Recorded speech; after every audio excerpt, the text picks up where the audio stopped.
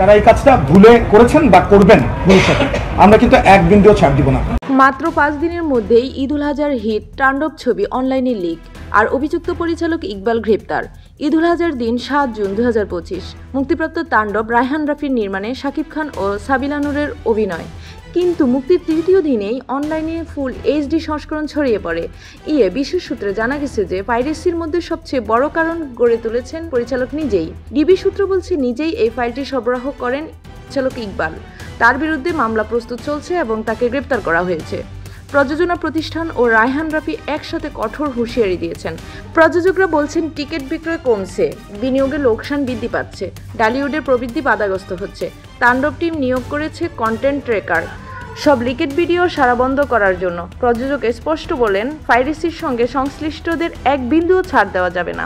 যখন বড় বড় সিনেমা মুক্তি পাচ্ছে তখনই পাইরেসি বাড়ছে। আপনারা কি মনে করেন তাণ্ডবের মতো বড় প্রোডাকশনেও পাইরেসি রোধ করা সম্ভব? মন্তব্যে জানিয়ে দিন।